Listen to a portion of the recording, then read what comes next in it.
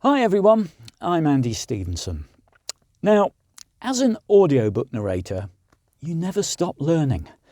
It doesn't matter how long you've been in this job, there's nearly always something new that surfaces or that occurs to you during the production process that you hadn't considered before. And in my last project, I counted 5 new things that I learned, which is surprising perhaps, as I have now completed nearly 40 audiobooks. So in this video, I'm going to tell you what those 5 things are. By the way, before I get to that, avid subscribers to my channel may have wondered why I had gone so quiet recently.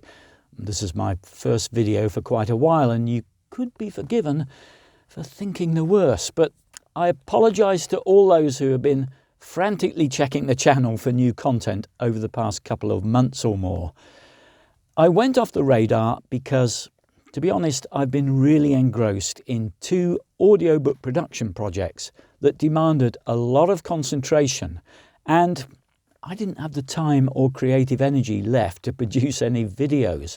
So I'm really sorry about that. I took a break, but now I'm back. I now have a window of opportunity before I start a new production project next week. Okay, so back to those learning points. Here is learning point number 1. Pace yourself.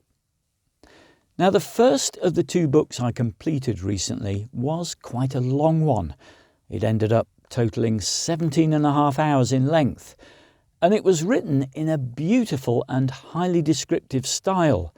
And it contained lots of different characters, many larger than life, with their own unique voices and personalities.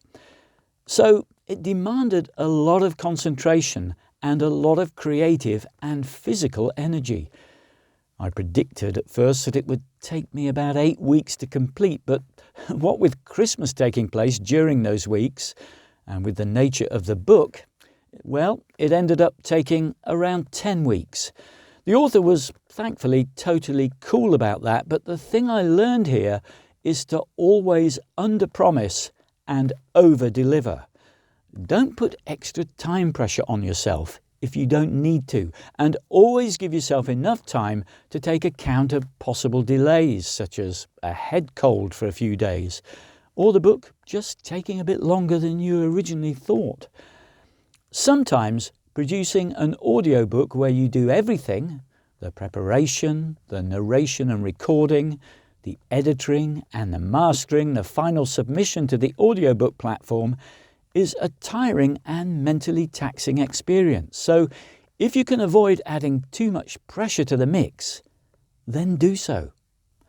Learning point number 2. Really concentrate on the meaning behind every sentence. If the text is highly descriptive and complex at times, like it was in this book, make sure it sinks in so that you know how much emphasis, emotion, drama or whatever to give it. Sometimes you really have to think behind the words and make connections with previous events in the story. And referring back to learning point number 1, if you don't feel rushed, then this attention to detail should come easily enough. And that leads me to learning point number 3. Those of you who are familiar with my 6 steps to successful audiobook production series of videos that you'll find elsewhere on my channel will know that the first step is to read the book from start to finish, so that you know the story, its characters, and how the plot evolves and finishes before you begin to narrate. Now that's important, but for a long, detailed and intricate story you may realise that doing that isn't enough. I found myself reading each chapter again just before I narrated it, to make sure that I remembered precisely what was coming up. This meant that I spent more time than I initially estimated, which might explain why it took 10 weeks rather than 8, but it was worth it because I put myself in the strongest position to ensure that I gave it my best performance.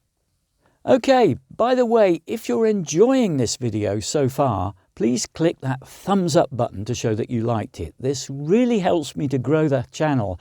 Thank you. Learning point number 4. Make sure you keep the character voices as consistent as you can. Those of you who have listened to my audiobooks will know that I put a lot of effort into giving each character its own unique voice. Once you get used to a character and you have a clear picture of them in your mind, you feel you know how their personality would react to different situations and how they would say particular phrases, the emphasis and intonation and so on. And once you reach this level of familiarity with the character, you usually don't need to think about how their voice sounds. You just know and you just do it. But it is important that you ensure that a character's voice is consistent throughout, because listeners will notice if it isn't. So early on, when you're still getting to know them, it is easy to forget how the voice sounded at first and to stray away from how it sounded at its first introduction without even realizing you have gradually allowed it to evolve to something that sounds maybe a little bit or maybe even a lot different. So when a character pops up for the second or third time, it is worth checking how the voice you gave them sounded when the character first appeared. If there are large gaps between each of the character's appearances, you may need to check back more often. What you want to avoid is going back to a character's first introduction and finding that you have to re-record their voice so that it better matches how it sounded later in the book. Finally, learning point number 5. This book was for upload to InAudio, formerly known as Findaway Voices, and not Audible. And I found that there is one slight difference between the submission requirements for InAudio compared to Audible. And that difference is the length of the room silence you must insert at the beginning of a chapter.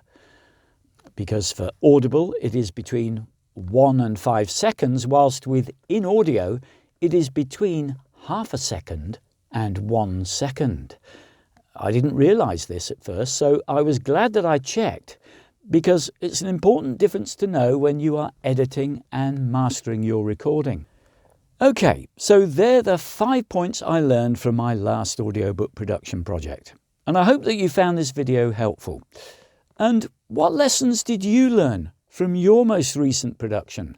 I'd be interested to find out and hear from you, so just post up your comments below. And if you have any questions you wish to ask me, then feel free to post them up too. I will answer all of them. And by the way, if you haven't already, please subscribe to my channel for more content regarding audiobooks, and in particular audiobook production skills and tips. But anyway, bye for now and see me again soon. Thanks for watching.